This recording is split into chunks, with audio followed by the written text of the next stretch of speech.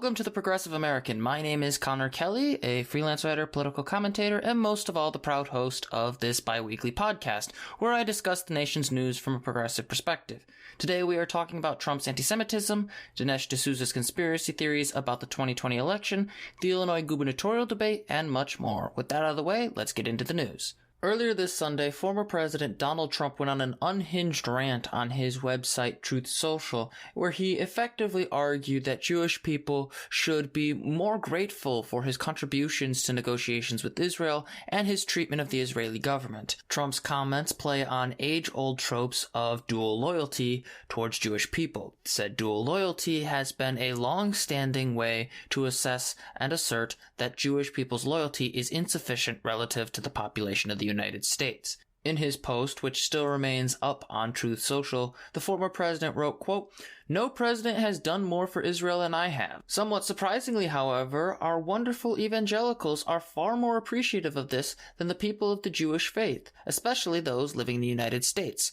Those living in Israel, though, are a different story. Highest approval rating in the world. Could easily be PM. U.S. Jews have got to get their act together and appreciate what they have in Israel before it's too late." Now, needless to say, those comments are horribly bigoted, and they have created an intense backlash. For example, the White House spokesperson Karine Jean-Pierre said that Trump's comments were not only insulting, but they were blatantly anti-Semitic.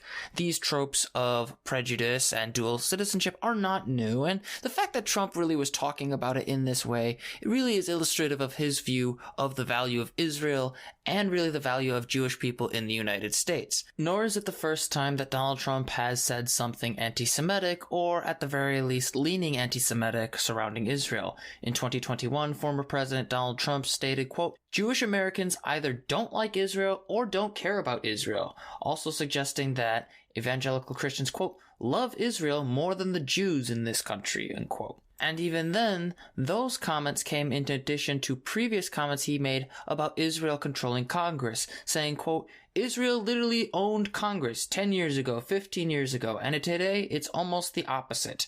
Now, I should be very clear here, just because you talk about Israel or are critical of Israel does not necessarily mean you are anti-Semitic. There is a good way and a bad way to criticize any nation state without impugning the people or the ethnicity that makes up that country. The same goes for Israel as it does for the United States, as it does for Germany, or any other country on earth.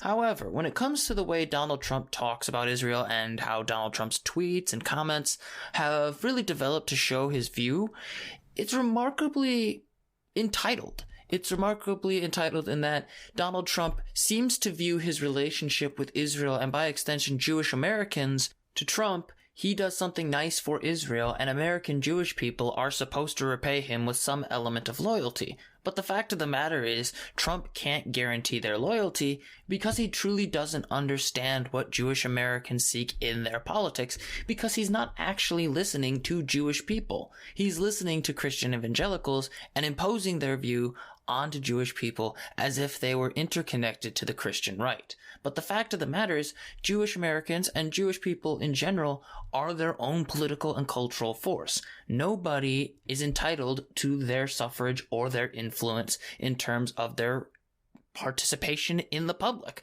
They have a right to decide what their values are. Most Jewish people don't even live in Israel. So to say, I've done the great things for Israel, therefore American Jews should get their act together, is fundamentally prejudiced and incredibly anti-Semitic. And this is what really frustrates me when I hear stories like this, because we have a lot of anti-Semitic nonsense spreading in our society, not just in the Republican Party, but make no mistake, there's plenty of that there, but in society in general, especially in the United States. Recently, some of you may have heard about the statements Kanye West made where he said he was going to go DEFCON 3 on Jewish people for no reason.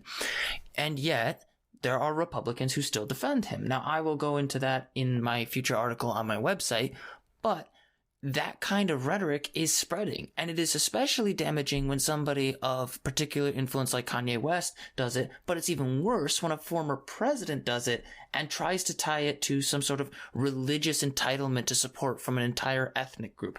Donald Trump, despite being incredibly unpopular among the general public, is still very popular among Republicans.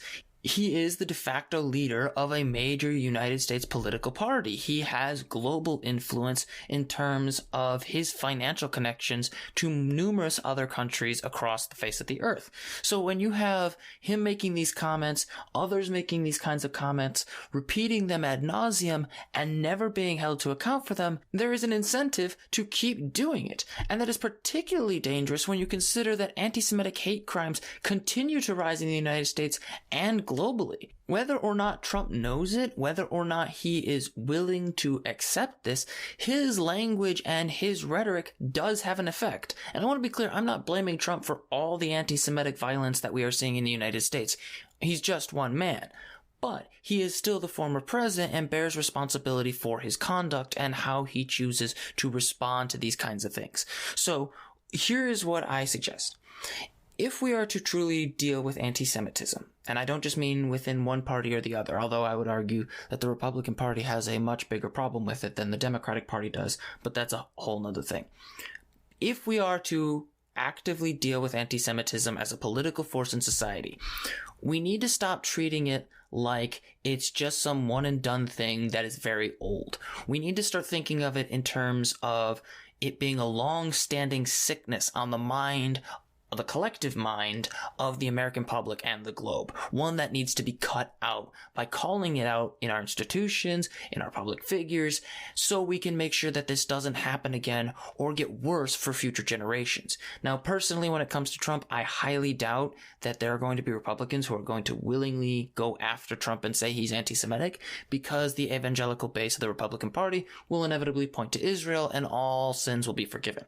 But for those who are not blinded by such partisan rancor, you can actively push back on this in the public eye, draw as much attention to it, instead of just a single article in Reuters like we saw when it came to these particular comments. But in the meantime, while we are still pushing back not just on Trump but others, it's also important we start reaching out to people who are affected by this anti-Semitism through collective action and activism with Jewish communities. Because this fight against anti-Semitism can't just be restricted to calling out Trump. It needs to be a global movement against this form of prejudice. In other news, documentarian and right-wing propagandist Dinesh D'Souza has come under fire from the Washington Post's Philip Bump. Bump had previously been in conflict with D'Souza over an article he had written about the group responsible for D'Souza's 2000 Mules, a documentary presented by D'Souza and the organization True the Vote. True the Vote was one of the organizations that provided cell phone location data to Dinesh D'Souza, which prompted him to claim that unnamed nonprofit organizations paid so-called mules associated with the Democratic Party to basically collect and put in place ballots into drop boxes, which have been the target of multiple conservative conspiracy theories, in order to swing states like Arizona, Georgia, Pennsylvania, and Wisconsin. And really, this has been largely debunked. But when it comes to this particular article, I really think this is important to talk about, not just because this film has been used by activists and commentators, some of which I will be responding to soon in my next video, but has also been used as a pretext to basically cast doubt, if not to make affirmative claims about the 2020 election. And this long-form article by Bump really goes into detail about how Dinesh D'Souza will challenge the media to respond to their claims, and then when they do, they fall apart pretty quickly. We like to think of these liars and deceivers as being able to, make really good convincing arguments to persuade people, but really, as this article shows and as I will go over, it's not really the case. A lot of time it's very thinly veiled nonsense. The article in question, written by Bump, is titled "The Team Behind 2000 Mules is Called Out for Deception Again." In that article, Bump notes that Dinesh D'Souza targeted him for confrontation over an article he wrote about the group True the Vote. This right-wing organization had appeared before a legislative committee in Wisconsin, basically alleging that the 2020 vote in the state was tainted by what they called rampant ballot trafficking. Now, for those who don't know what that refers to, there is this idea among conservatives that individuals who hand off their ballots to authorized persons to basically deliver their ballot to the desired location, i.e. a drop box or, their voting precinct, are basically causing problems in terms of fraud, which, by the way, they have very little evidence that it's caused a significant problem. Now, the reason some people do this is because they either are physically disabled, don't have a car, or they cannot get off of work in time to deliver their mail-in ballot or something along those lines. So basically what you have is people trying to get access to their right to vote, trying to exercise it, and just either not having the time to put it out there and put it into the drop box because their job won't let them take time off, or they're not entirely sure that their ballot will reach their desired location because of issues with the postal service. But conservatives have targeted that idea, like with terms like ballot harvesting, ballot trafficking. It's a general trend among the right when it comes to alleged allegations of voter fraud. But nonetheless, this group had spoken for basically the collection of multiple ballots, and they alleged that there was widespread fraud. Now, they came to this conclusion by geographic cell phone data, basically tracking phones, where people were going, when they were arriving near precincts where there were voting booths, etc., whether or not they went in multiple times.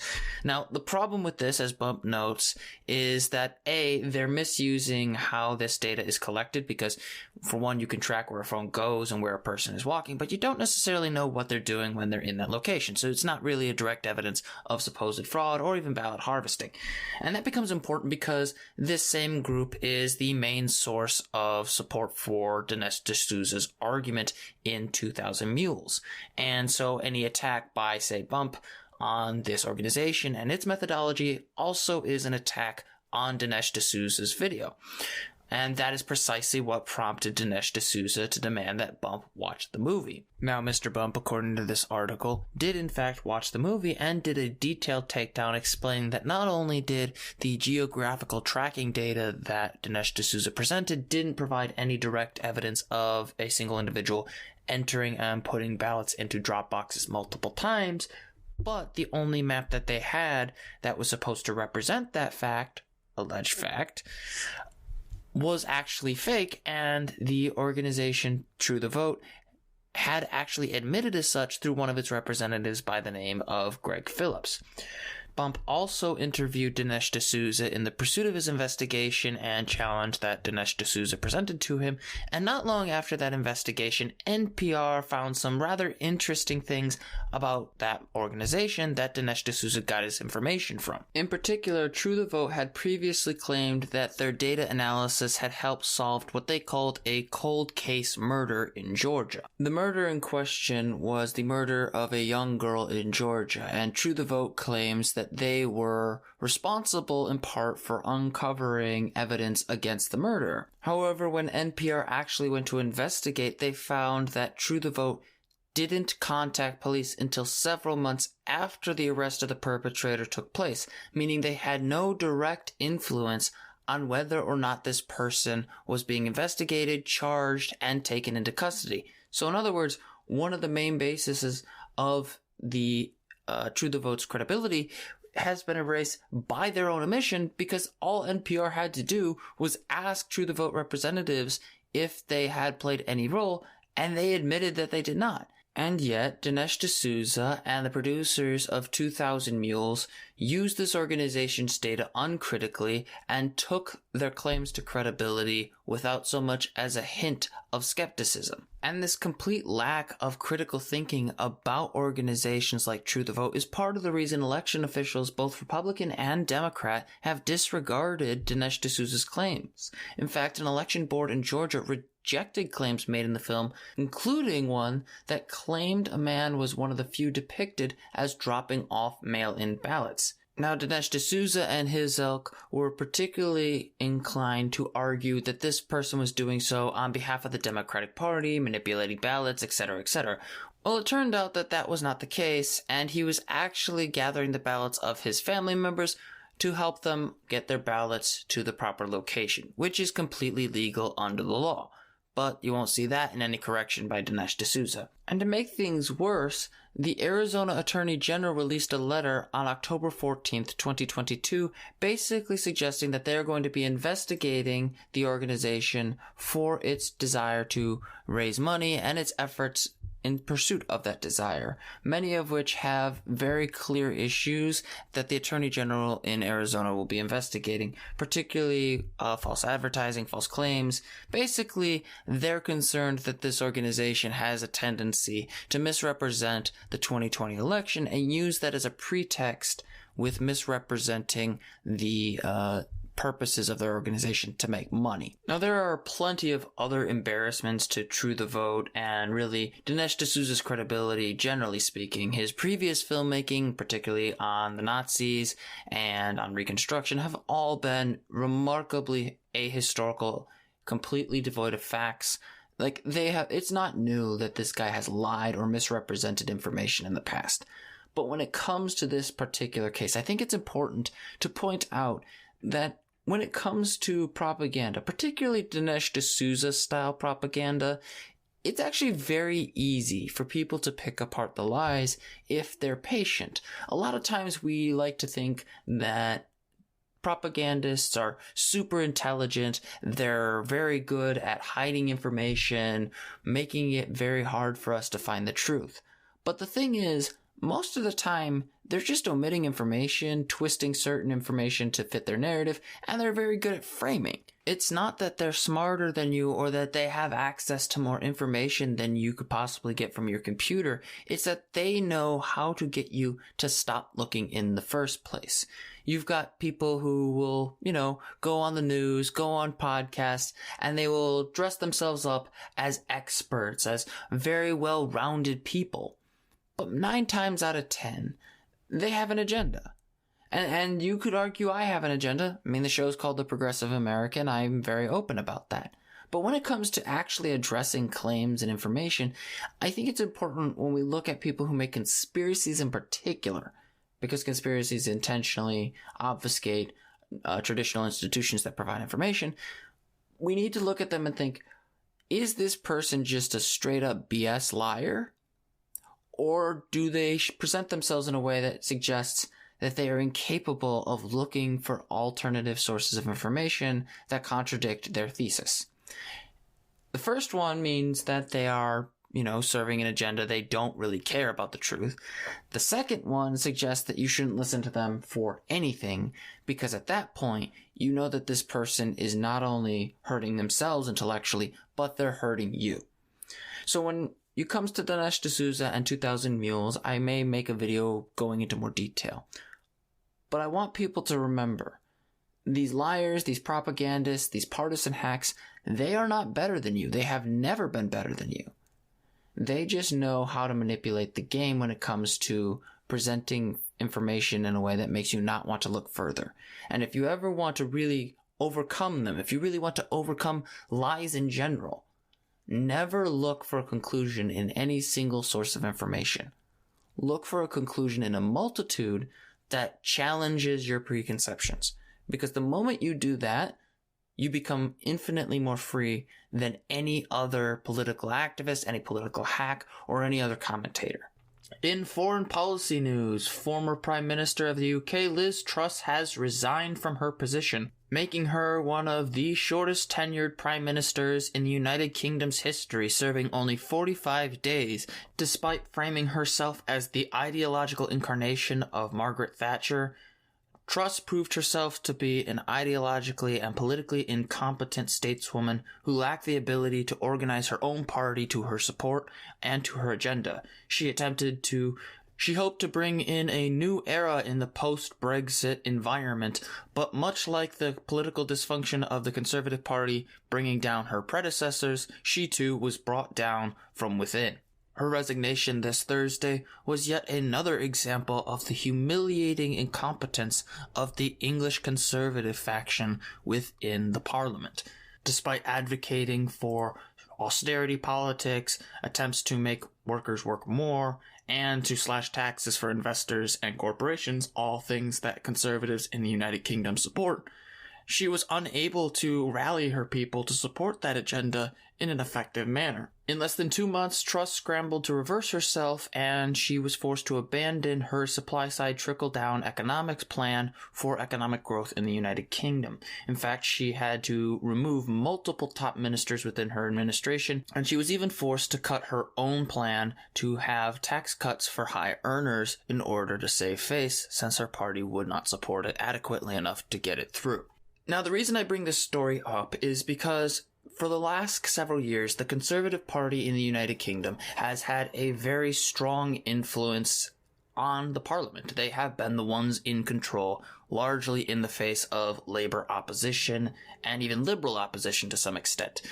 And yet, they have proven remarkably ineffective at getting their agenda across, at least when it comes to really appealing to people and making their policies look good. And I think in that example, particularly with Truss, but also Boris Johnson and Theresa May, the two previous prime ministers who also floundered their careers, there is an example of not necessarily holding power, but still preventing the worst possible positions from being put into practice in a form of resistance. The Labour Party, despite its many flaws, has generally speaking been very good at pointing out the incompetence of Conservative leadership. If with Boris Johnson, it's very easy to point to his unusual demeanor, how he was wacky, strange, but also a massive hypocrite when it came to COVID. So many of his opponents would rightfully jump on things like him holding multiple parties at his place and not following the guidelines that he enforced on everybody else, and pointing that out as a sign that he was not worthy of being in a position of authority. And that's a really good tactic, not just because, it points out the hypocrisy of some sort of leadership, but it makes the point of saying, we have followed the guidelines, we have complied with the law, we have complied with the needs for the public, but the Conservatives in power can't do that because they don't want to. They think they're above you. And that framing was really effective, and it ended up being the reason that Boris Johnson was forced to resign in the first place. And so for me, when I look at this, I look at yes, a dysfunctional government in the UK, one that should never have attempted to leave the European Union, never have appealed to this nationalist, xenophobic zeal that overtook the country and contributes to the Conservatives' continued reign in politics. But I also see the ability of the opposition to highlight the dysfunction and failures of their right-wing opponents. And I think Americans and really left-of-center people across the world can learn from that. Because even though you might not hold power in government at the moment, you can still speak out. You can still point out what's wrong with the people in power and still make their jobs even more difficult than they want it to be.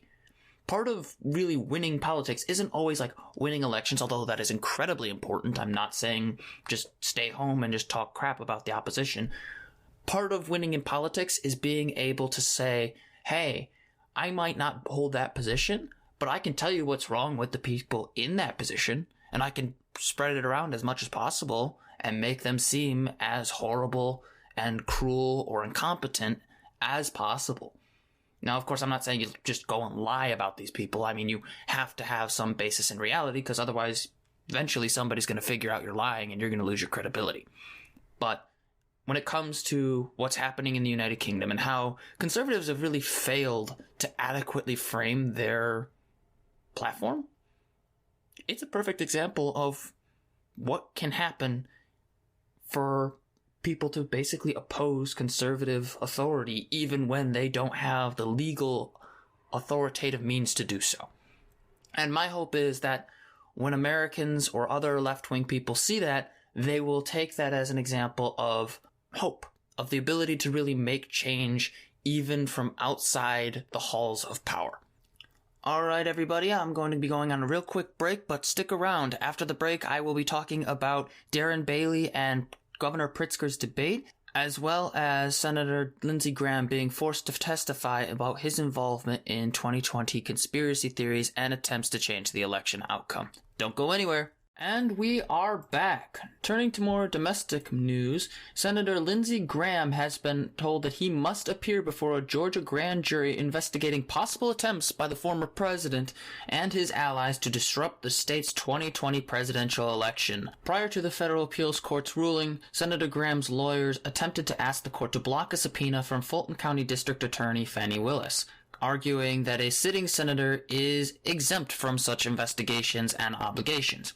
But what the three-judge panel revealed was that this wasn't accurate because he is misrepresenting his immunity for his conduct. So, generally speaking, when you are in the House or in the Senate, you cannot be prosecuted for the things you say in the House and the Senate. The idea being that they don't want a chilling effect on the speech of the senators or members of the House, depending on which section you're in.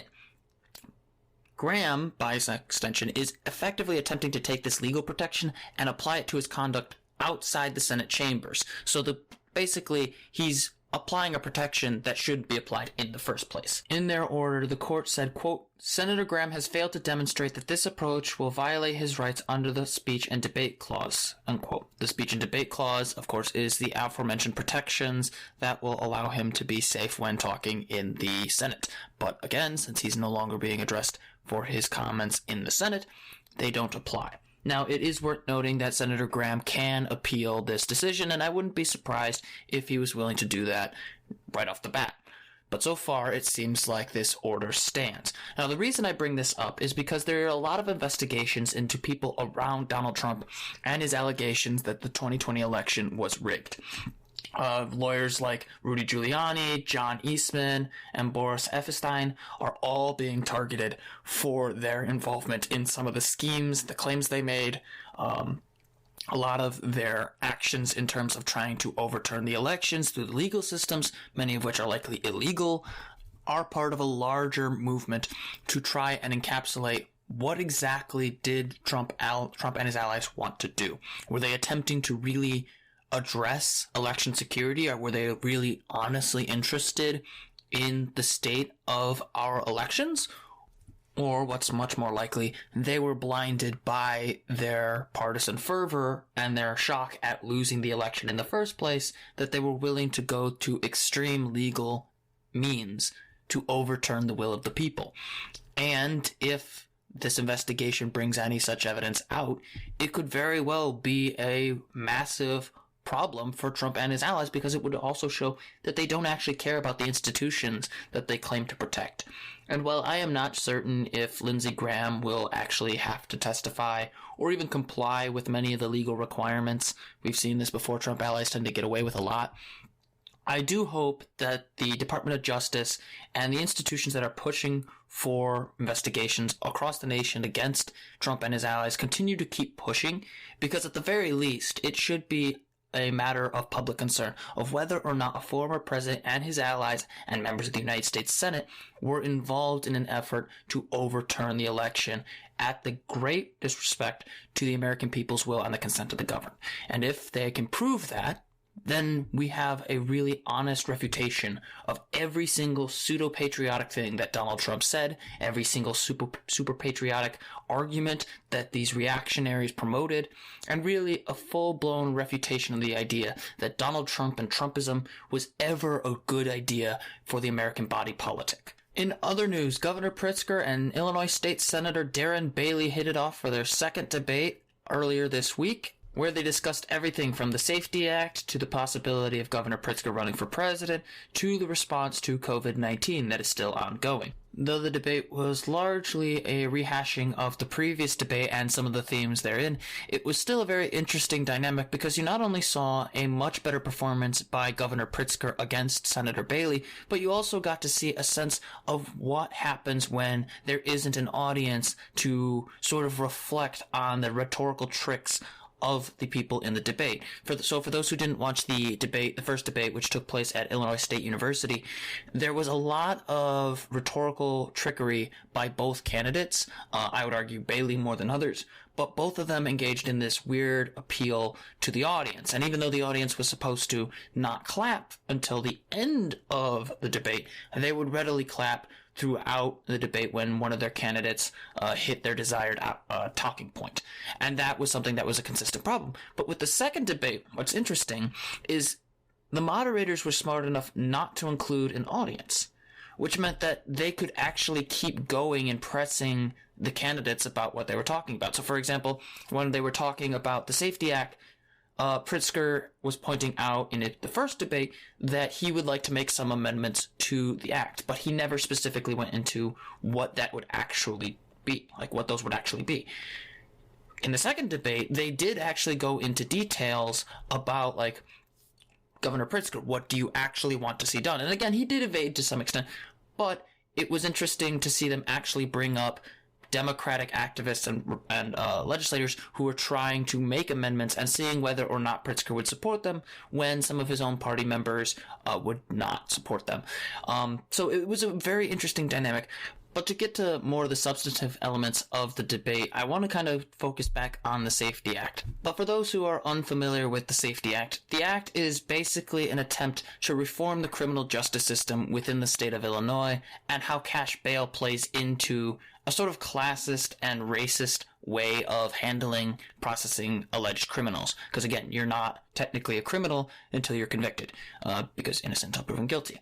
But the Safety Act has come under fire by people like Darren Bailey because it abolishes cash bail, but some of the language about how they can hold you for a certain amount of time has caused some questions about whether or not it'll allow basically dangerous criminals to be released. Now, as I pointed out in my piece for the UIS Observer surrounding the first debate, the Safety Act does not specify or prohibit people from being held if they're a threat to society. Judges, authorities can do risk assessments about the criminal that they have in their custody and determine whether or not they are a threat to society. Now, but because the law doesn't 100% specify on what exact crimes are, the basis for being held, it has been misconstrued to suggest that certain pieces of crime that are violent, dangerous, etc., are grounds for release.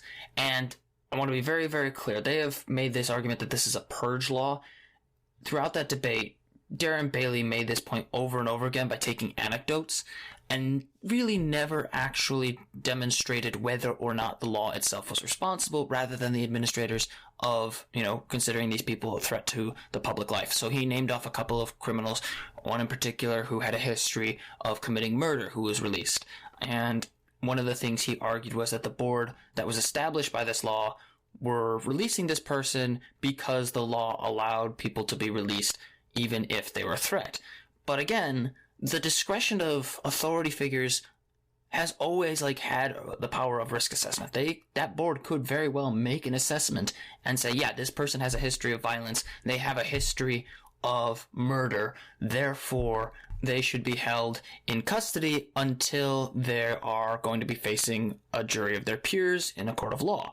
Now, this is what part of the reason I get really frustrated with this debate, because it really wasn't something that you would see in a presidential debate. It was the same topics over and over again, which is part of the reason I think a lot of people don't pay attention to local politics, because there's only so much you can talk about. But what's also really, really frustrating about this is, instead of examining the leadership of these boards, of the people making the decisions to release certain people, they're trying to attack cash bail itself. Instead of talking about how cash bail is actually a horribly classist way of handling, imprisoning people or holding them in custody, instead of talking about how the poor are the ones who are more likely to not get out because they can't afford bail, the discussion has shifted to the Democrats want a purge law. The Democrats want to overthrow the police and all this stuff, even though the Safety Act actually provides a lot of funding for police and resources to help them deal with rising crime. And that was the whole 20 minutes of the debate, if I'm not mistaken. It was a massive waste of time, if I'm being completely honest. What I will say, however, is that when it came to other issues like abortion, Governor Pritzker was very good at hammering home the fact that Darren Bailey has some pretty radical positions when it comes to how to handle abortion. For example, he made the point that Darren Bailey wants to pretty much ban all abortions with very few exceptions, something that is very out of step with the state of Illinois' electorate and their interest in a right to choose. That was a very important attack because that did not really come up as fiercely in the previous debate. But when I look at this debate, when I look at really the discussion surrounding the Safety Act, the issues of, the budget, a lot of it just seems like Pritzker has somebody that can make the right-wing talking points kind of come off as being strong while actually not really gaining any ground. Recent polling suggests that Pritzker is ahead by 10 to 15 points, last one I checked. And that to me really is an example of what we're actually facing here. So we have a right-wing candidate, we have an extreme right-wing candidate talking about legal responses to cash bail, equity, and things like that really can hit home and appeal to conservatives, but he's not going anywhere politically. Like, Pritzker's probably going to win. And yet, Pritzker and a lot of the people surrounding Darren Bailey have not really been able to, silence or at the very least oppose this rhetoric that Bailey's legitimizing in the public sphere. Like take, for example, Darren Bailey's opposition to the comprehensive sex education program that is being put forward by Pritzker and the Illinois state government. They have framed this in a way of like grooming children, that schools should not be talking about sex with the students. And instead of talking about how effective sex education is at protecting them from predators or people who are out there to manipulate or take the consent of, young children, they framed it as the inverse. And yet, throughout that discussion, Pritzker never really hit back on it. Like, I don't want this to be a Pritzker bashing podcast, because generally speaking, I think Pritzker's policies and his dynamic approach to government has been incredible. And it's one of the reasons I will be voting for him come this November. But at the same time, I really am disappointed in these debates, because I look at this and I see a candidate that, for all intents and purposes, Pritzker handpicked to be his opponent by funding ads against Darren Bailey's opponent during the primary. And yet, instead of swinging at him with more attacks, more pushback against the lies he makes about certain policies, we still have Pritzker just hitting the same talking points in the hope of maintaining his stability in the polls, when he's already enjoying a massive advantage. And maybe it's because Pritzker thinks that he doesn't need to take those swings, and chances are that's probably the reason. But at the same time, when you have an opportunity to push back on right-wing lies that poison the public discourse in your state, and you have a big lead to do it, you should do so. Because again, we're not just seeing like Darren Bailey's candidacy as a one-off thing. There's a network of right-wing conservative people who want to scare people about LGBTQ rights, about sex education, about crime. It's a very much old school Reagan scare tactic approach that we're seeing revamped in our state.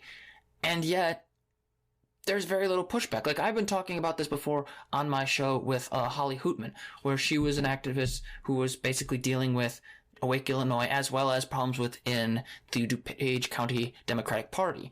She was pointing out that there's not a lot of opposition to Awake Illinois. In the case of some candidates, there was issues with people attending events hosted by Awake Illinois affiliates.